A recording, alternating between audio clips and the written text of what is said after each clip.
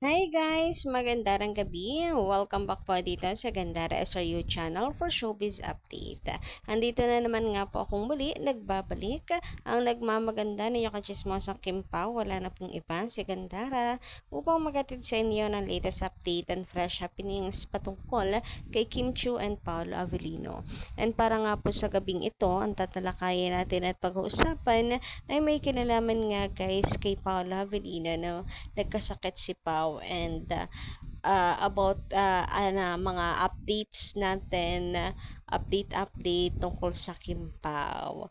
Ayan, napauwi na rin po ang Kimpaw, kaya susubaybayan natin. Ayan, bago tayo matulog ngayong gabing ito, another ayuda muna ang atin pong pag-uusapan. But before that, sa mga hindi pa nakaka-subscribe dito sa ating channel, maaari lamang na pindutin po ninyo ang subscribe button at notification bell natin na nandyan sa baba para mag-updated po kayo at ma-notify tuwing bago tayong chika at balita hinggil sa Kimpaw. Basta po mga balita na may kinalaman, kina Kim Chiu and Paolo Avellino, sagot na po natin yan. And eto na nga, ayan, simulan natin ang ating update dito sa larawan ito ng Kim Pao. Ayan, dami ko pong nababasa na magkaibigan pa ba yung lagay na to. Ayan, very mag-jowa coded nga raw po ang Kim Pao. So, hindi mag-workmate Tinginan pa lang nila may spark na Alam mo talaga na may something deep or romantic relationship ang Kim Pao. Pero sige, bigay na natin sa kanila yan. Kung mag-friend, edi mag-friend. Meron naman pong update or meron naman pong interview before na sabi nga daw po ni Jake ay kung sino yung best friend ni Paolo, siya rin yung girlfriend niya. Ay, di ba bongga? Anyway, sabi naman dito ni Madam Melanie Canoy, ayan, shoutout po sa inyo. May naman ang comment po muna tayo bago tayo matulog. Sabi dito, congrats Kim Pao, as of now 6 days 100 million na ang kita ng My Love Will Make You Disappear. Sana may part 2 na ang movie. Grabe naman. Part 2 agad? Agad?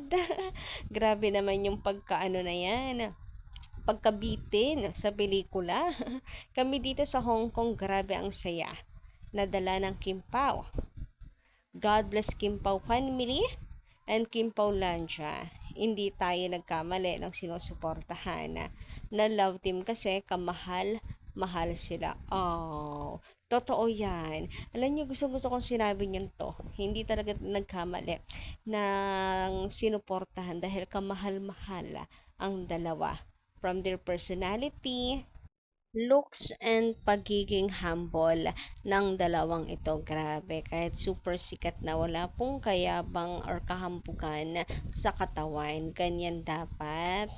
Dapat pamarisan ng iba pong artista, 'di ba? Na wag lalaki ang ulo. Ano naman po ang kasikatan na marating sa buhay. Anyway, sabi naman ni Luisa Lolita Gasilos, parang ngayon ko lang nabasa yung pangalan nyo dito. Sabi niya rito, hindi ako nanonood, baka nga totoo. Ay grabe, porque hindi po kayo nanood, totoo na agad. Sino ka dyan, Madam Luisa? Pag hindi nanood, susunod na agad ang taong bayan, wala na agad manonood. Leader yan. Ikaw ba yung leader na nagsabi ng kwak-kwak? Charot. Na pinapatawa ko lang kayo. Pero, ayun nga. Wala namang problema kung ayaw po ninyong manood. Nandito naman po ang mga solid na Kimpaw fans. Talagang napakarami. Milyon din naman po ang tao. Milyon din naman po ang fandom ng Kimpaw. So, okay lang naman po kung hindi kayo manood. Wala namang sapilitan yan. Kung kayo nagmamahal, gusto nyo, curious kayo sa pelikula, then manood po kayo. Pero kaya pong dalhin yan ng fandom dahil ang dami ng fandoms bilang ng fandom ng Kim Pao.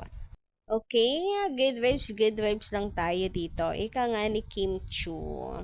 Anyway, sabi naman dito ni Rodora Perez, shoutout po sa inyo, and Josephine Borondial, Magandarang Gabi.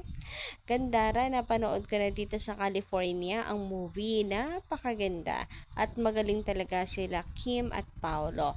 At ang mga kasama nila sa movie, love it, the best. Yes, talaga naman, perfect casting po. Walang tapoy na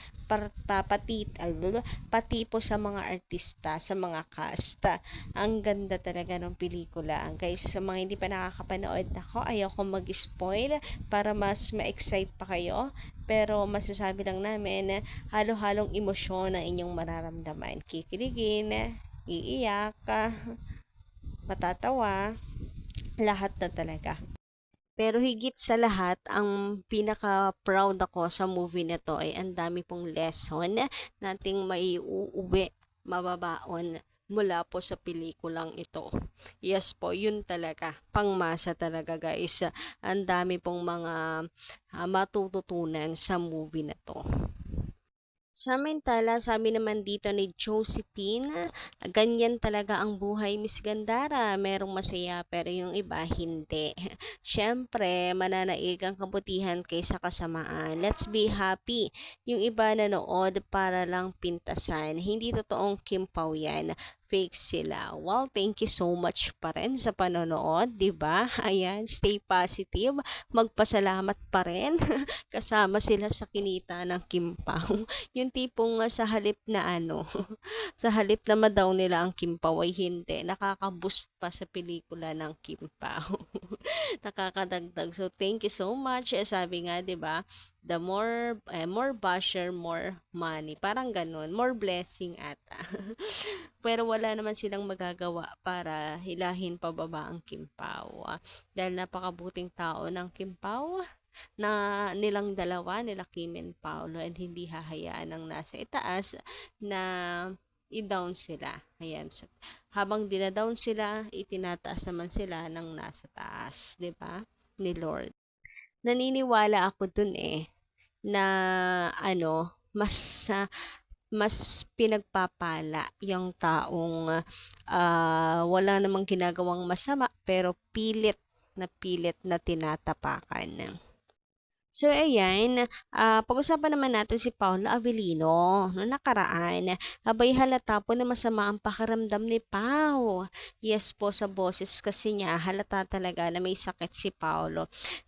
Siguro sa lamig, sa panahon, pagbabago ng panahon, medyo malat si Paolo. Sabi nga dito ni Juan, yes, malat ang boses ni Pao. Grabe ang happy-happy at kilig ng mga kakimpaw natin international. Thanks for updating, Miss Gandara. God bless and congratulations to all cast till ABS-CBN. Yes po. Siguro yung pagkamalat pwede rin namang ang dami kasi syempre, dami nilang ini-entertain ng mga tao. Salita dito, salita doon. Si Paulo di ba tahimik yan?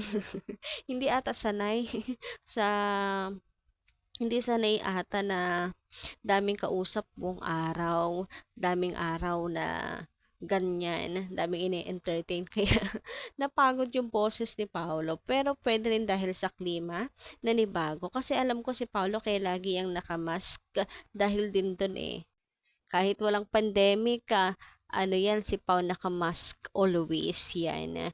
King of mask yan Charot. Pero ayun nga, siguro, pwede rin naman dahil sa klima or napagod na lang talaga yung boses. Pero ayun nga, sana ay maalagaan at gumaling agad at hindi na maulit dahil maapektuhan of course yung work nila. Anyway, sabi naman dito, kaya pala sabi ni Pau, alam niya na emotional si Kiam kasi nakikita niya na umiiyak kung saan-saan. Grabe naman kung saan-saan. Babaw kasi ng luha ni Kim Cho. Alam mo kasing mabuting tao talaga. Napakababaw ng luha. Yung nonchalant ka pero chismoso din minsan. Kakatawa naman yung chismoso. Doon ako si chismoso din minsan. Napapanood siguro niya yung press con ng Till My Heart Aches and birthday interview ni Kim sa The Bus. Pero biro, mababaw talaga yung luha ni Kim Chiu and nasasaksahan naman siguro yan ni Paula Avellino and malalim na rin kasi yung pagkakakilala nila sa isa't isa. Anyway, safe flight naman po pala sa Kim Pao, yes. Safe flight, pauwi na po sila ngayon. Pero dami nag-aabang ng paayuda ni Kim and Paolo. Ayan, baka si Kim. Abang-abang tayo, baka may paayuda sila. Pero sa ngayon, ito muna yung mga ayuda na mai-share po muna natin sa inyo. So, yan, let's just pray para sa kaligtasan nila Kim and Paolo. Yan lang, maganda ng gabi and thank you so much sa inyong pakikinig. Don't forget to click the subscribe button and notification bell for more updates. Maraming salamat.